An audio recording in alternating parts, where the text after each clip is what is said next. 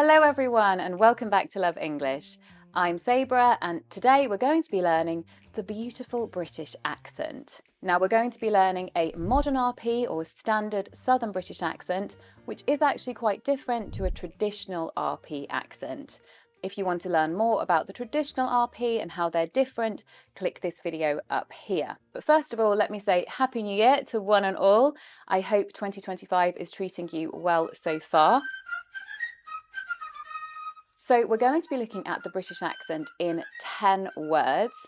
And through these words, I'm going to be showing you the key sounds that you need to develop a standard Southern British accent. Do the practice along with me. So when I give you the phrases, try and practice it along with me and make sure you're making the correct shapes of the mouth. So the lips, the jaw, the position of the tongue, all of that is very important for these sounds and to help yourself to develop a British accent. British accent. Hello, I'm Julie. I'm Simon. Hello, nice to see you. What do you do? Well, I'm the Duchess of Westmoreland. And what do you do? Well, I run British Intelligence. How are you? Now, I'm going to start by talking about the position of the vocal system. So this is something which I don't think enough coaches really discuss. And essentially, you have to have the right shape of the throat, the mouth, the tongue, the jaw, to actually get the sounds coming out with a British tone, with a British resonance, and the vowels the correct length. So first of all, we tend to project from around the middle to the base of the throat. I do think the general pitch of a British accent is quite low. The back of the throat tends to project a lot of the sounds. You'll often feel the sounds moving from the back of the throat. As well as that, we project the sounds to what we call the gum ridge, and so just behind the teeth. Just behind the teeth is called your gum ridge. We tend to project the sounds to there and the lips. So that's the sort of journey of sound that we're looking for with a British accent. Now let's look at the first word. So the first word we have here is water. Water. I always start with this word when I'm practicing a British accent with my American students. Water, water. So of course you have that long or sound with the mouth coming in, shaped like an O shape, or. It's the same sound as in bought, horse, call, or. And the resonance is at the back. Things like water, which I was really proud of. Can I have some water? And I went, it's water. And she was like, no, it's water. And then in the second part of this word, we have the schwa sound, water, water. Schwa sound is the mouth in neutral position. So it's literally the sound our mouth makes when it is relaxed. Water, teacher, about. You can hear the sound is about, computer. Can I have a glass of water, please? Moving on to number 2, chocolate, chocolate. Good word to know how to say. I'm definitely what would be described as a chocoholic. I don't know about you guys, but that's definitely the case for me. Chocolate. It's actually only 2 syllables in English. We don't say that middle O, it's silent. Chocolate.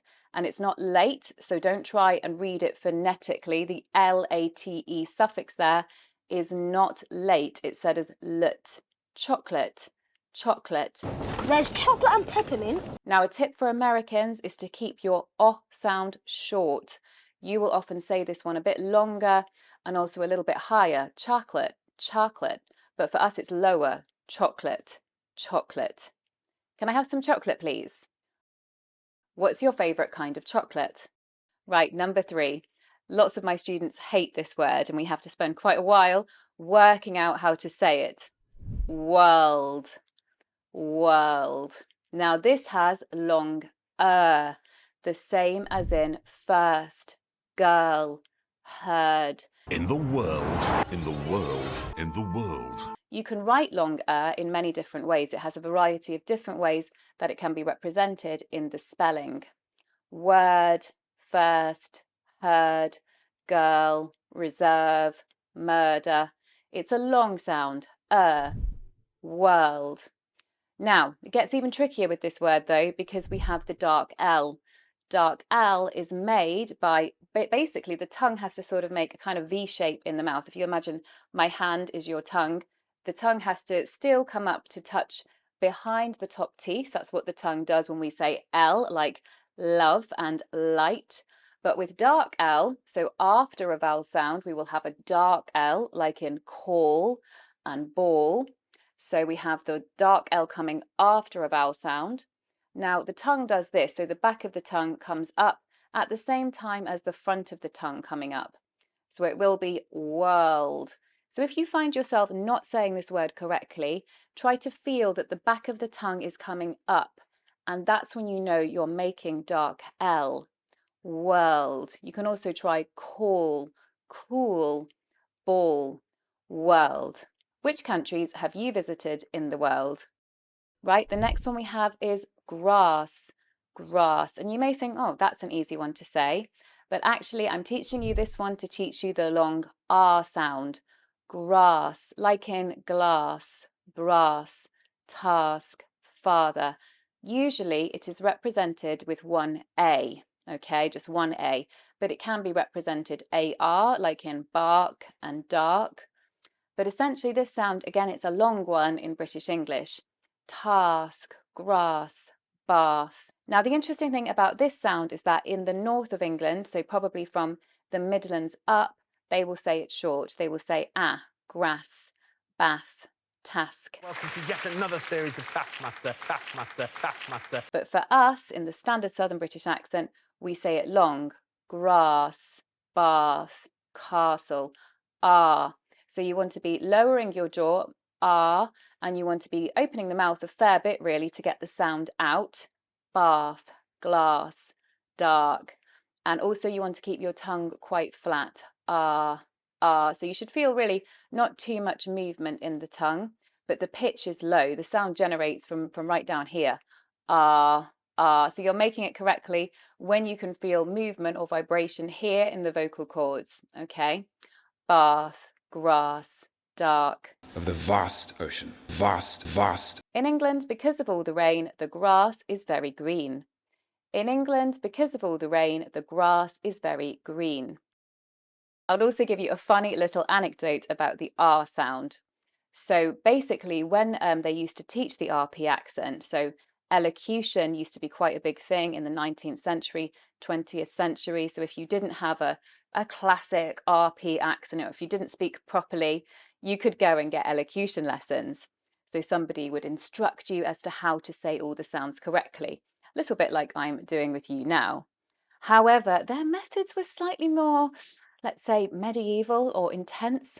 So sometimes they would even put a clamp into the mouth to make sure the mouth opened enough, or make you hold a hot potato or even marbles in your mouth in order to make sure you were creating the right space for the R sound or the sound. As you can see, for both of those, the mouth position is quite wide. R, However, I don't recommend those methods. Please don't start going to put marbles in your mouth. I do not want to be sued for any calamities like that. But just make sure that you're lowering your jaw and you're opening your mouth enough. Bark, grass. There comes a time when things are best left to the professionals. So next one, number 4. This one has a long diphthong in it. Bear, air. It's the air sound, like in care, fair and share. Again, you're lowering your jaw and you're letting the sound come out in that determined wave. Air, air. There's some sort of bear over there. Generating the sound from the back. Air, the tongue very much behind the bottom teeth. Air, bear, share, fair. We actually have 2 mouth positions for a diphthong. That's why it's called a diphthong. It means blend of 2 sounds. Essentially 2 shapes create the sound, 2 shapes of the mouth. Air, air. So we start wider and actually come in a little bit more. Air, air, air. In the home for retired bears. Yeah, of course she is. You can actually, if you slow the diphthong down, you can hear the 2 parts of it. Paddington Bear. Paddington Bear sitting on a chair, eating a pear with brown hair. Try that one. Paddington Bear was sitting on a chair, eating a pear with his brown hair. Did you know bears like marmalade? I didn't even know bears could talk. Well, I'm a very rare bear. Right, on to the next one. Tuesday, Tuesday. We actually say it more of a ch sound, Tuesday. We don't say, like in American English, Tuesday, which is of course just saying the T and then no ya sound. We say Tuesday, ch, and then y, chew. You can actually hear the y sound. Tuesday, Tuesday. My class is on Tuesdays. My class is on Tuesdays. Americans do tend to drop that y sound from some words.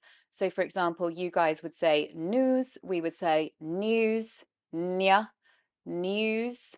We would also say during with the y, during, dia, during, whereas you guys would say during. So it's quite a big difference. It's called yod dropping, and essentially it means dropping y sounds from words. So if you want to say the British way, it would be Tuesday, endure, during, news, and you need to bring in that y. Tuesday, endure, during. Okay, next one. This is one of my favourite British words, actually. I love it. This one is kerfuffle. Kerfuffle. And if you don't know the meaning of the word, it means like a fuss, like a problem, like a situation which needed to be sorted out. Like you might say, oh, there was a kerfuffle on the trains when the train had to stop and was delayed for 1 hour. Passengers got really upset and there was a big kerfuffle. I'm afraid to say there are a lot of kerfuffles on the British railway system at the moment. So it's something that's quite common.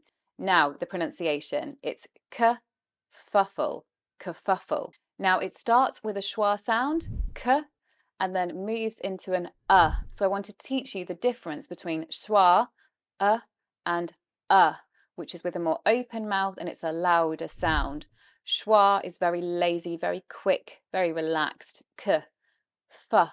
Can you hear? K, f, like in up. If you think about this sound, the upside down V, as being like double strength of the schwa.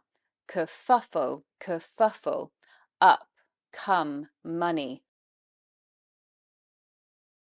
Okay, so next word is a very common one in British English. We use it all the time. This is the word bloody. It's usually used for exasperation when we're cross about something. It's kind of a slang word, but I wouldn't say it's, I mean, it sort of is swearing, but it's not really bad swearing. It's very mild. We might say, oh, the bloody traffic was awful again, or can you believe this bloody weather? Or I can't believe she bloody said that. Like we put it in everywhere, really. Bloody hell, Harry. Bloody hell was that all about? But also we might say it for when things are great. Like you might say, oh, I thought that was a bloody great film. Something like that. So you actually add emphasis to show that you liked something. You could put in bloody. Bloody hell! Now the pronunciation is again. So we're on our strut vowel again. Bloody, bloody. So we've got b to l, blah, d. So we've got quite a lot of sounds going on in this word. Bloody, bloody. That was bloody delicious. That dinner was bloody delicious. The next one is a funny one. I want to emphasize to you here the silent K in English. Silent K is often before the N, like in no and night and knife. Now here it's on knickers, knickers. Now we've got lots of sounds going on in knickers. So the K is silent, but then we have I sound is very quick and quite low in pitch. It's a short monophthong, like in kit and swim. The resonance is at the front of the mouth, but you can feel it generating from all the way down here. I. It's not like E. The lips are much more wide, and also E is higher in pitch, generating from further up. I. However, the sound moves around at the front of the mouth. Fit, knickers, knickers. Now, in the next part of the word, in the second syllable, we have again schwa, and you're going to go through this very quickly. Knickers. In the UK, knickers are ladies' underwear, not boys. So knickers are just worn by ladies, so be aware of that. Oh, heavens. Last one is another one that lots of my students struggle with. I've saved sort of one of the hardest ones to the end. This one is though, though. So here we have a voiced TH, though, and then we've got a long O sound, like in phone, goat, zone, boat. It's a diphthong, moves through two shapes. O, again, so we start more open and we come more closed. O. You do want to keep the mouth in a fairly round position for this one as well, though. Now the GH here is silent. GH is often silent or it's said as F in British English words. So it would be, for example, though and although and thorough. There, the GH is silent on all those words. Another one that I could throw in with though is thorough, thorough. Thorough actually is an unvoiced TH, so with the tongue between the lips again, but only just made by the mouth, no voice involved. Thorough, thorough. Let's practice this sentence to finish. It's been a great lesson, lots of hard work though.